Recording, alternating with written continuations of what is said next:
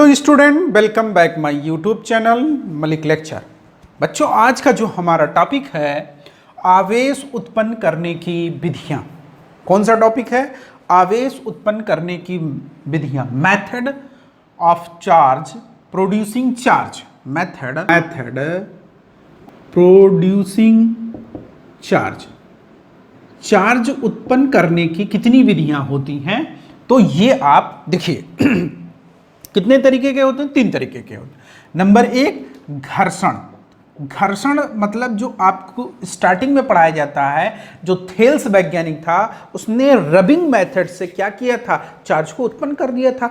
2 अंबर लिया और ऊन लिया, उन दोनों को रब किया और रब करने के बाद में क्या देख रहा है? छोटे छोटे तिनके, जो भूसे के तिनके पत्ते होते हैं, उनमें क्या आ गया था? आकर्षण का गुण आ गया था। अंबर और ऊन में, अंबर और ऊन आकर्षित करने लगते थे उन लोगों को।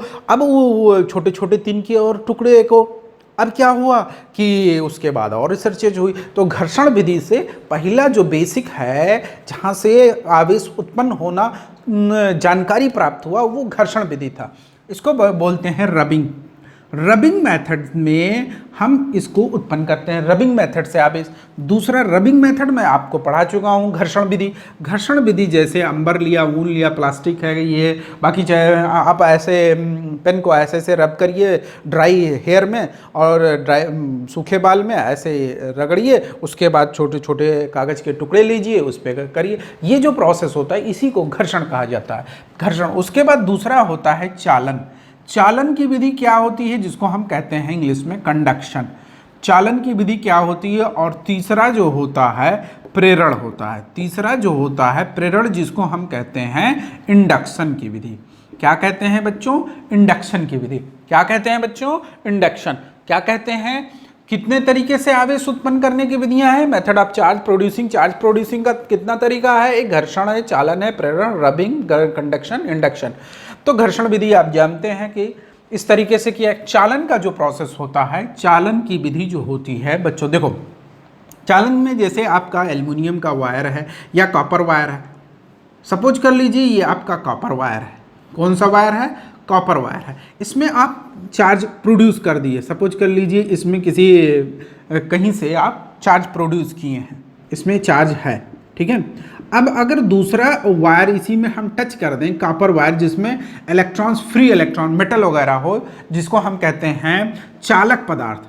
चालक पदार्थ को अगर हम जोड़ दें तो इसमें क्या होगा? ये पॉजिटिव चार्ज इसमें भी फ्लो करना शुरू कर देगा, ये चार्ज इसमें। तो ये जो मेथड होता है इसको हम बोलते हैं कंडक्शन, चालन विधि। इसको हम कौन सा विधि कहते हैं? चालन विधि के द्वारा, चालन विधि के द्वारा आवेश उत्पन्न हो गया। दूसरे भी तार में आवेश उत्पन्न। अब जैसे क्या हुआ कि हम लाइट को किसी वायर से कनेक्ट करना है, तो उसमें हम क्या कर देते हैं? लाइट अगर हमें जलानी, बल्ब जलानी है, तो उसको प्लग से ऐसे कनेक्ट कर देते हैं, उसमें भी चार्ज फ्लो होने लगता है और हमारा बल्ब क्या होता है? ग्लो करने लगता है, जलने लगता है। ठीक है बच्चों, तो ये होता है चालन की विधि। ठीक है, अब आता है मेन इंपॉर्टेंट पॉइंट, ये इसको समझना है, इंडक्शन। इंडक्शन की विधि क्या होती है? इंडक्शन जो हमारा प्रेरण की विधि होती है। प्रेरण कैसे, क्या होता है प्रेरण कैसे? देखो, प्रेरण की विधि है जैसे एक हमारा ये अनचार्ज, अनावेशित पदार्थ है। इंग्लिश में भी लिखो अनचार्ज्ड ऑब्जेक्ट। अनचार्ज्ड ऑब्जेक्ट है, अनावेशित पदार्थ है, और यहाँ पर ये हमारा आवेशित है। इसके ये आवेशित है, पहले ये दूर था, अब ये पॉजिटिव पॉजिटिव चार्ज है। सपोज करो ये पॉजिटिव पॉजिटिव चार्ज है। तो हम बता रहे हैं प्रेरण की विधि कैसे होता है। किसी प्रेरण की विधि में किसी चार्ज्ड बॉडी है, उसी के पास अगर कोई अनचार्ज्ड बॉडी रखी है तो वो भी कुछ टाइम के बाद में चार्ज्ड हो जाता है, लेकिन अपोजिट चार्ज होता है। अब नई बात समझ में आई? देखो, अगर कोई आवेशित वस्तु है, उसके पास दूसरा कोई अनावेशित वस्तु रखा हुआ है, तो कुछ टाइम के बाद में वह अनावेशित वस्तु भी क्या हो जाएगा? आवेशित हो जाएगा, लेकिन विपरीत आवेश रहेगा। मतलब अगर ये पॉजिटिव है तो वो नेगेटिव हो जाएगा पूरी तरीके से। अब कैसे होगा? तो इसमें क्या क्या प्रोसेस करनी पड़ती है? देखो, ये हमारा आवेशित है, ये चार्ज्ड बॉडी है, ये अनचार्ज्ड ऑब्जेक्ट है। ये अब ये जो बना है पदार्थ, ये इलेक्ट्रॉन इलेक्ट्रॉन प्लस न्यूक्लियस से बना है, नाभिक से। इलेक्ट्रॉन प्लस न्यूक्लियस से बना हुआ है। न्यूक्लियस मतलब नाभिक, नाभिक से। अब आप कहेंगे कैसे? देखो, एक जो परमाणु होता है वो पॉजिटिव न्यूक्लियस होता है, उसके बाहर इलेक्ट्रॉन क्या करते हैं, चक्कर लगाते हैं। तो इसके दो क्षेत्र हुए, एक न्यूक्लियस हुआ और एक इलेक्ट्रॉन वाला क्षेत्र हुआ। अगर इसको ऐसे लिखा जाए, ऐसे ज्वाइंट करके, तो ये न्यूक्लियस और ये इलेक्ट्रॉन वाला क्षेत्र। तो ये क्या करेगा, अब ये जो इसके परमाणु होंगे, इस पदार्थ के परमाणु वाले जो इलेक्ट्रॉन होंगे, जैसे ये परमाणु है, ये जैसे आप परमाणु है तो इलेक्ट्रॉन पॉजिटिव न्यूक्लियस है, तो न्यूक्लियस जो होगा अब पॉजिटिव की वजह से रिपल हो जाएगा, तो ये दूर हट जाएगा और इलेक्ट्रॉन सारे अट्रैक्ट हो जाएंगे। मतलब ये आपका ऐसे बनेगा, ये आपका इस तरीके से बनेगा। तो नेगेटिव वाले सबसे ज़्यादा इधर ही आ जाएंगे, नेगेटिव वाले। तो ये आपका ये जो सरफेस होगा, जब नेगेटिव इलेक्ट्रॉन सभी इधर ही आ जाएंगे भाग के, और ये आपका पॉजिटिव इधर रिपल कर देगा, प्रतिकर्षित कर देगा, तो ये जो आपका सरफेस बनेगा, इलेक्ट्रॉन डेंसिटी ज़्यादा होने की वजह से ये सरफेस कैसा बिहेव करने लगेगा, कैसा व्यवहार करेगा, नेगेटिव की तरह बिहेव करने लगेगा, व्यवहार नेगेटिव की तरह करने लगेगा। और ये वाला जो सरफेस होगा, ये जो पृष्ठ होगा, ये किसकी तरह बिहेव करेगा, पॉजिटिव की तरह बिहेव करेगा। मतलब ये व्यवहार किस तरीके से करेगा, धनात्मक आवेश की तरह, और ये जो व्यवहार कैसा करेगा, ऋणात्मक आवेश की तरह व्यवहार करेगा। अब हम क्या करेंगे, सपोज कर लो कि अर्थ से हम इसको जोड़ दिए, क्या किए कि इसको हम अर्थ से जोड़ दिए, तो ये हमारा इस तरीके से था, ये पॉजिटिव पॉजिटिव पॉजिटिव पॉजिटिव। ये कौन सी विधि बता रहे हैं बच्चों, प्रेरण। प्रेरण का मतलब आप पढ़ रहे हैं, दूसरा नहीं पढ़ रहा है, तो आपको देख के क्या करने लगा, पढ़ना शुरू कर दिया, तो इस घटना को हम क्या कहेंगे, प्रेरण कहेंगे। ठीक है, तो अब ये हमारा ये हमने क्या किया कि इस नेगेटिव नेगेटिव नेगेटिव नेगेटिव ये है, और ये पॉजिटिव वाले को हमने अर्थ से जोड़ दिया। अब अर्थ से जब जोड़ देंगे, अर्थ का मतलब हम पृथ्वी से जोड़ देंगे, अर्थ पृथ्वी से हमने जोड़ दिया, तो पृथ्वी में बहुत सारे इलेक्ट्रॉन पाए जाते हैं। पॉजिटिव का मतलब क्या हुआ कि ये सरफेस पे इलेक्ट्रॉन की कमी है, इलेक्ट्रॉन की कमी है, इलेक्ट्रॉन की क्या है, कमी है। और इस सरफेस पे इलेक्ट्रॉन की क्या है, इलेक्ट्रॉन की अधिकता है। क्या है बच्चों, इलेक्ट्रॉन की अधिकता है। अब इस सरफेस पे इलेक्ट्रॉन की अधिकता है, इस सरफेस पे इलेक्ट्रॉन की कमी है। तो अब कमी है तो पृथ्वी से इलेक्ट्रॉन चले जाएंगे, और जब चले जाएंगे तो इस सरफेस तक का जाएंगे। जो अगर 10 इलेक्ट्रॉन की ज़रूरत है, 10 इलेक्ट्रॉन चले जाएंगे और इस सरफेस को क्या कर देंगे, न्यूट्रल कर देंगे। ये हमारा सरफेस न्यूट्रल हो जाएगा। तो 10 इलेक्ट्रॉन पृथ्वी से आ गए इस सरफेस पे और ये न्यूट्रल हो गया, उदासीन, वैद्युत उदासीन हो गया। 10 इलेक्ट्रॉन, 10 पॉजिटिव चार्ज था, 10 इलेक्ट्रॉन की आवश्यकता थी, 10 इलेक्ट्रॉन निकला होगा तभी तो पॉजिटिव बना। तो अगर आप नहीं जानते हैं तो हमारा फर्स्ट वीडियोस देखिए, उसमें हम बताए हैं कि इलेक्ट्रॉन अगर कमी होती है तो कैसे पॉजिटिव होता है। आधुनिक विधि आवेश उत्पन्न करने की आधुनिक विधि में हमने बताया है कि पॉजिटिव जब चार्ज होता है तब क्या होता है, नेगेटिव चार्ज होता है तब क्या होता है। ठीक है बच्चों, तो आप उस वीडियोस को देखिए। तो ये क्या हो जाएगा, 10 इलेक्ट्रॉन। अब क्या कर देंगे हम, थर्ड, ये हमारा फर्स्ट था, ये हमारा सेकंड था, थर्ड वाले में हम क्या करेंगे कि इसको हम हटा देंगे और इसको भी हटा देंगे, अर्थ सरफेस को भी हटा देंगे। तो अब जब इसको हटा देंगे, उसको भी हटा देंगे, इसको कुछ दूरी पे कर देंगे। सपोज कर लो यहाँ पे है ये पॉजिटिव पॉजिटिव, और हमने क्या किया कि कुछ दूरी पर इसका इफेक्ट जो है यहाँ पे ख़त्म हो गया, मतलब इसका कोई इफेक्ट इस पे नहीं है। तो ये जो इलेक्ट्रॉन पहले थे वो सीधा सीधा अपने जगह ले लेंगे, अपनी जगह ले लेंगे। मतलब 10 इलेक्ट्रॉन इधर खींचे थे तो 10 इलेक्ट्रॉन उधर चले जाएंगे, और जब 10 इलेक्ट्रॉन उधर चले जाएंगे तब क्या होगा कि इलेक्ट्रॉन अपनी जगह, जो बाहर और अर्थ से भी कनेक्शन हमने हटा दिया तुरंत है, तो जब अर्थ से कनेक्शन हमने हटा दिया तब क्या होगा कि जो 10 इलेक्ट्रॉन अर्थ से आए थे एक्स्ट्रा, वो इसी पर क्या हो जाएंगे, फैल जाएंगे, इसी पर फैल जाएंगे। और जब इलेक्ट्रॉन 10 इलेक्ट्रॉन या 15 इलेक्ट्रॉन जो भी आए तो वो क्या हुए, इस पे फैल गए। अब जब इस पे फैल गए तो ये कैसा व्यवहार करने लगा, ये बिहेव कैसे करने लगा, ये एक चार्ज्ड ऑब्जेक्ट बन गया, एक आवेशित वस्तु बन गया। और जब एक आवेशित वस्तु बना तो कैसा बना, नेगेटिव की तरह बन गया कि नहीं बन गया, नेगेटिव। अगर सपोज करो कि यही हम क्या करें, ग्राउंड से कनेक्ट कर दें तो यही क्या हो जाएगा, फिर से अनचार्ज्ड हो जाएगा, फिर से 10 इलेक्ट्रॉन कहाँ चले जाएंगे, अर्थ में चले जाएंगे, अर्थ में चले जाएंगे तो फिर से ये क्या बन जाएगा, अनचार्ज। तो हमने ये प्रोसेस अपना करके हमने क्या किया कि एक अनावेशित वस्तु को हम क्या कर डाले, आवेशित कर डाले। और वो भी कैसा, अगर ये पॉजिटिव है तो उसको हमने नेगेटिव बना दिया, अगर ये नेगेटिव होगा तो ये पॉजिटिव बन जाएगा, ये क्या करेगा, पॉजिटिव बन जाएगा। कैसे, अब इसका जस्ट अपोजिट करके देख लो। जैसे यहाँ पे अगर हम कर दें, जैसे सपोज करो हमने यहाँ पे यही, चलो मैं बता दे रहा हूँ, चालन विधि आपको समझ में आया कि कनेक्शन तार में जोड़ दो और उसमें धारा प्रवाहित होने लगती है, तो वही चालन विधि, वो भी आवेशित हो गया। अब हम अगर छू लें करंट को तो क्या होगा, पूरे बॉडीज में हमारे क्या हो जाएगा, आवेश फैलने लगेगा, तो उसी को हम कहते हैं कि आवेशित हो गया। उस दूसरा कोई छुएगा तो उसमें चला जाएगा। तो इलेक्ट्रॉन का चलना, कह सकते हो इलेक्ट्रॉन का चलना, इधर से उधर जाना, वही आवेशित होना ही होता है। ठीक है, यही मॉडर्न थ्योरी भी है। अगर आवेश एक जगह से दूसरे जगह चला गया तो आवेश का ट्रांसफर हो जाता है। ठीक है बच्चों, अब हम क्या करेंगे, हम इसका जस्ट अपोजिट लेंगे। कोई बच्चा कहेगा कि अरे सर जी ये नेगेटिव ले लो तब क्या होगा, तो नेगेटिव ले लोगे भैया तो क्या होगा बच्चों, देखो नेगेटिव अगर आप लेते हो तो ये हम क्या बताएं, एटम बनता किससे है, न्यूक्लियस और उसके एक बाहरी क्षेत्र होता है जिसमें इलेक्ट्रॉन्स रहते हैं। क्या होता है, इलेक्ट्रॉन्स रहते हैं। अब इलेक्ट्रॉन्स क्या होगा, इलेक्ट्रॉन्स को ये रिपल करेगा, इस बार इलेक्ट्रॉन्स को रिपल करेगा तो फिर ऐसे एरिया होगा, ये दूर भाग जाएंगे, तो दूर भागेंगे तो ये पॉजिटिव बन जाएगा और ये पॉजिटिव सरफेस ये नेगेटिव बन जाएगा। फिर इसको हम क्या करेंगे, ग्राउंड से जोड़ देंगे। तो ग्राउंड से अगर हम जोड़ देते हैं, ग्राउंड से जोड़ देते हैं तो क्या बनेगा, तो क्या बनेगा बच्चों, ये पॉजिटिव पॉजिटिव पॉजिटिव रहेगा और ग्राउंड से इलेक्ट्रॉन कहाँ चले जाएंगे, इलेक्ट्रॉन जितने एक्स्ट्रा इलेक्ट्रॉन है कहाँ चले जाएंगे, इलेक्ट्रॉन चले जाएगा अर्थ में। और जब अर्थ में चले जाएगा, इसको हम, इसके इफेक्ट को हमने कम कर दिया।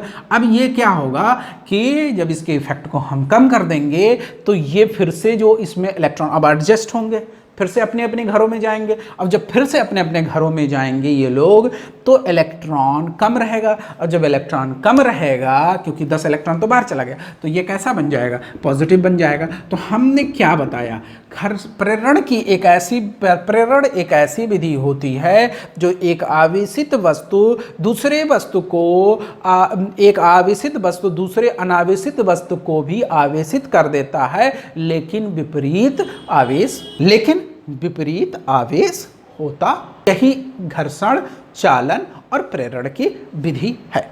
ठीक है बच्चों, अब हम चलते हैं, ये परावैद्युतांक किसे कहते हैं, परावैद्युतांक। हमारा जो कूलाम का एक वीडियोस हमने बताया उसमें परावैद्युतांक की परिभाषा छूट गई है। तो परावैद्युतांक क्या होता है और किसे कहा जाता है। ठीक है बच्चों, तो चलते हैं, हम क्या लेते हैं, डाई इलेक्ट्रिक कांस्टेंट के, जैसे कूलम्स में आता है 1/4 पाई एप्सिलॉन नॉट के आता है, तो के को क्या कहते हैं, परावैद्युतांक कहते हैं। परावैद्युत पदार्थ का परावैद्युतांक, ठीक है। अब परावैद्युतांक, इसको डाई इलेक्ट्रिक कांस्टेंट कहा जाता है। अभी होता क्या, इसकी परिभाषा क्या होती है, तो इसको समझते हैं, फिर उसके बाद कूलाम का सदिश रूप बताएंगे। इस वीडियो में इतना ही। तो बच्चों देखिए, हमारा परावैद्युतांक की परिभाषा, हम कूलाम के नियम का एक वीडियोज़ है उसमें हमने परावैद्युतांक की परिभाषा नहीं बताई। तो परावैद्युतांक क्या होता है, जिसकी डाई इलेक्ट्रिक कांस्टेंट इसको बोलते हैं, इंग्लिश में कहते हैं dielectric constant. Dielectric constant क्या होता है, अब देखो परिभाषा क्या लिखा है, परावैद्युत माध्यम की, परावैद्युत किसे कहते हैं, डाई इलेक्ट्रिक मटेरियल, जैसे हमारा कांच हो गया, ग्लास हो गया, कांच हो गया, प्लास्टिक हो गया, रबर हो गया, जिसमें वैद्युत धारा प्रवाहित नहीं होती है बच्चों, उसी को हम परावैद्युत और इंसुलेटर मटेरियल कहा जाता है, बैड कंडक्टर कहा जाता है, कुचालक कहा जाता है। ठीक है, सुचालक उसे कहते हैं जिसमें वैद्युत धारा प्रवाहित हो जाती है आसानी से, उसे सुचालक कहते हैं। और कुचालक किसे कहते हैं, जिसमें वैद्युत धारा आसानी से नहीं प्रवाहित होती, उसे कुचालक कहते हैं। ठीक है बच्चों, तो परावैद्युत माध्यम की वैद्युतशीलता एप्सिलॉन, परावैद्युत माध्यम की परावैद्युत माध्यम की वैद्युतशीलता तथा निर्वात अथवा वायु निर्वात अथवा वायु की वैद्युतशीलता, इसको बोलते हैं प्रावैद्युत माध्यम की, या माध्यम की बोल सकते हो, सिर्फ माध्यम की वैद्युतशीलता, माध्यम की वैद्युतशीलता बोल सकते हो, माध्यम की वैद्युतशीलता तथा निर्वात अथवा वायु की वैद्युतशीलता, निर्वात अथवा वायु की वैद्युतशीलता के अनुपात को क्या कहते हैं? प्रावैद्युतांक कहते हैं। क्या कहते हैं बच्चों? प्रावैद्युतांक। अब एप्सिलॉन नॉट का मान आप जानते होंगे, हमारे वीडियोस में देखिए 8.85 इंटू 10⁻⁻12 कूलम स्क्वायर पर न्यूटन मीटर स्क्वायर होता है। एप्सिलॉन नॉट अगर मान लो कह रहा है, एक क्वेश्चन में ले रहा हूँ, कह रहा है जल का प्रावैद्युतांक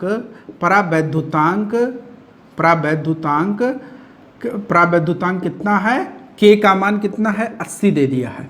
और कहा कि माध्यम की वैद्युतशीलता क्या होगी? माध्यम की वैद्युतशीलता की गणना करो, वैद्युतशीलता की गणना करो। अब इसकी गणना करना है तो हम क्या करेंगे? यही फार्मूला अप्लाई करेंगे, K is equal to epsilon upon epsilon naught. तो एप्सिलॉन इज इक्वल टू ये आपका मल्टीप्लाई हो जाएगा, और एप्सिलॉन नॉट की 8.85 इंटू 10⁻⁻12 है, और ये आपका 80 हो जाएगा। दोनों मल्टीप्लाई करेंगे तो 8.85 इंटू इतना मल्टीप्लाई करेंगे, ये आंसर आएगा। जो भी आंसर आए मल्टीप्लाई कर लेंगे, आंसर आ जाएगा, आप कर लीजिएगा। ठीक है बच्चों, इस तरीके से सॉल्विंग किया जाता है। अब फिर से एक बार प्रावैद्युतांक का देख लो। माध्यम की वैद्युतशीलता निर्वात अथवा वायु की इसको निर्वात अथवा वायु की वैद्युतशीलता। एक और फार्मूला होता है K is equal to F upon FM। निर्वात अथवा वायु में लगने वाला निर्वात अथवा, एक और परिभाषा लिख सकते हो, निर्वात अथवा वायु में लगने वाला बल, दो स्थिर बिंदु आवेशों के बीच, आवेशों के बीच निर्वात अथवा वायु में लगने वाला बल तथा माध्यम में लगने वाले बल, दो स्थिर बिंदु आवेशों के माध्यम में लगने वाले बल के अनुपात को प्रावैद्युतांक कहते हैं। क्या कहते हैं? प्रावैद्युतांक कहते हैं। ऐसे भी आप लिख सकते हैं।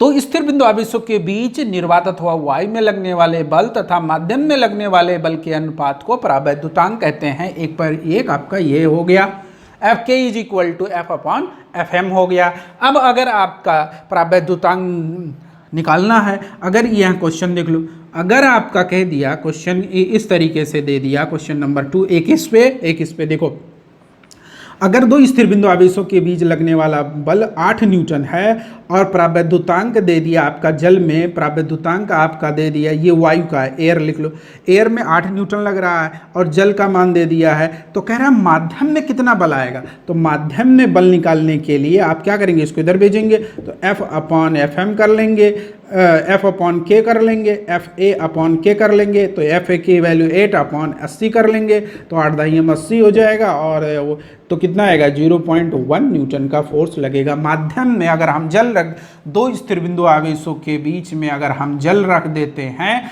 तो बल का मान कितना हो जाएगा? 0.1। अगर हम एयर में ही उसको निकालते हैं, तो एयर में कितना आता है? 8 न्यूटन, और माध्यम में कितना हो जाता है? 0.1 हो जाता है। तो कम हो गया कि नहीं हो गया?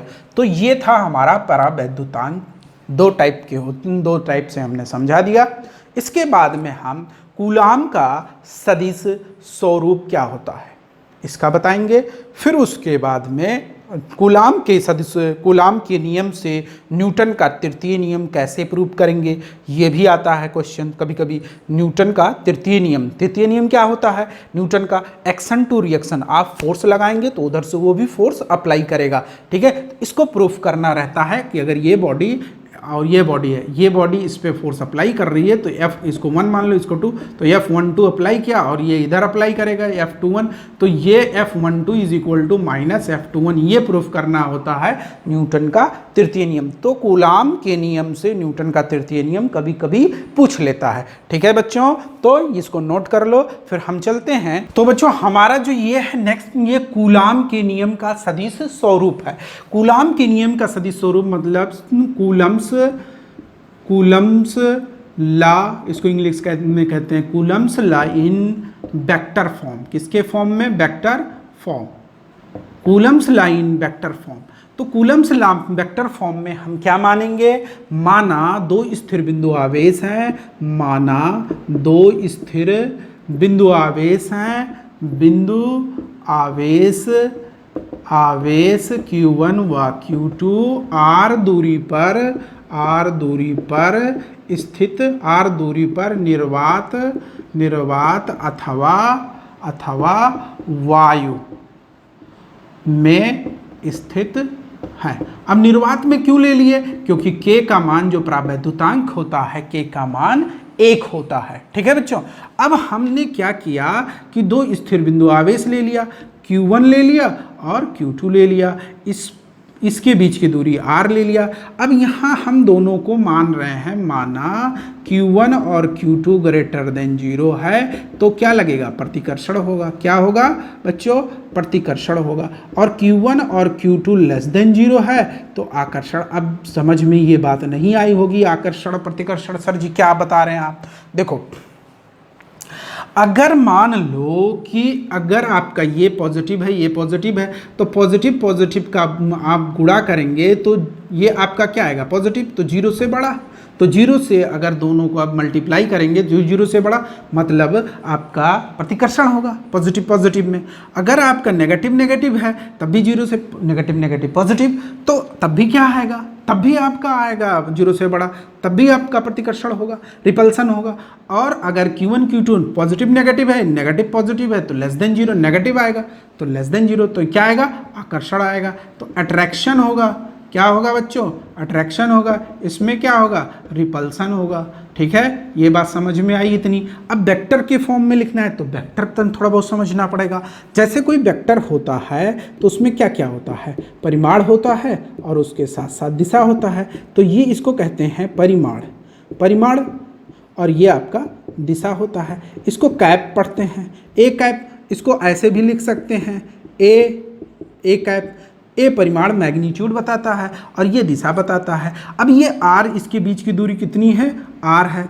अब यहाँ ये क्या करेगा? प्रतिकर्षण है तो ये इस पे फोर्स लगाएगा, तो ये F12 वेक्टर हो जाएगा और इसकी डायरेक्शन में R12 कैप हो जाएगा। दिशा भी तो इसी का होगा, इधर लगा रहा है तो इधर दिशा हो जाएगा।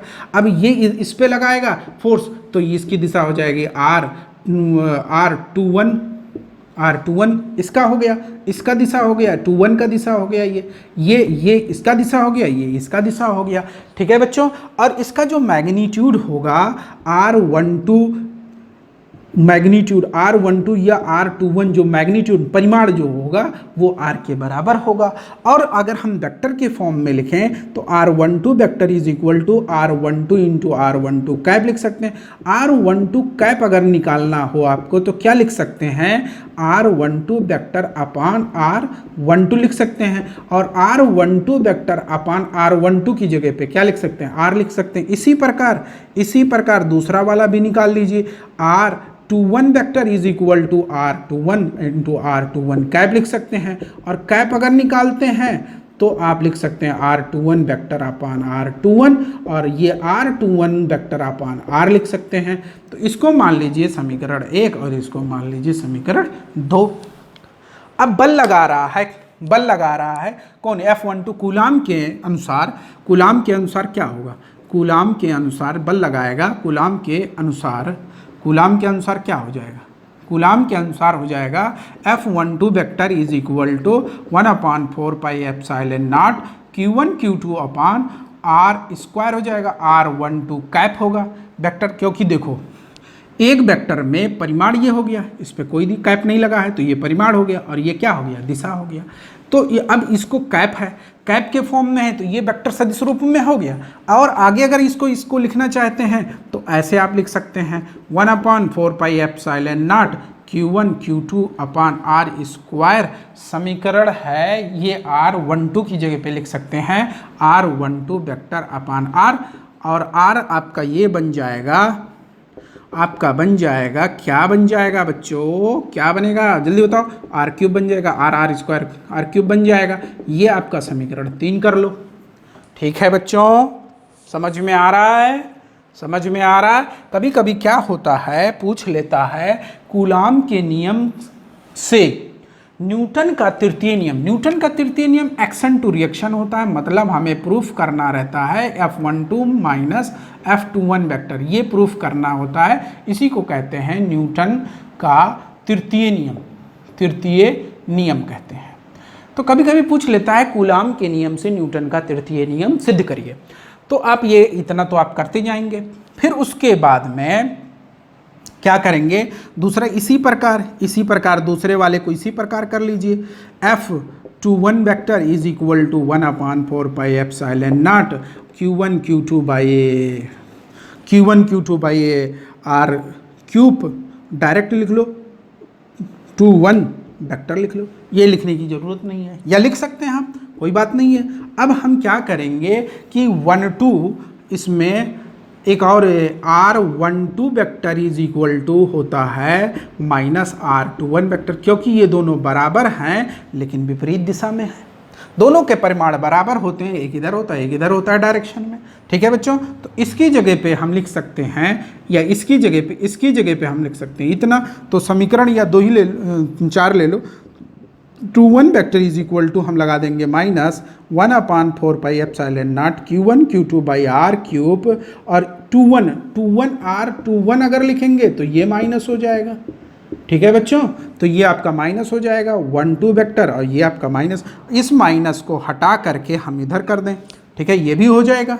तो समीकरण 5 और 3 से क्या लिख सकते हैं, समीकरण 5 व 3 को देखिए बच्चों, इधर साइड वाला दोनों सेम है, बराबर है, तो लिख सकते हैं हम F12 vector is equal to minus F21 vector. यही न्यूटन का तृतीय नियम है, न्यूटन्स थर्ड लॉ है।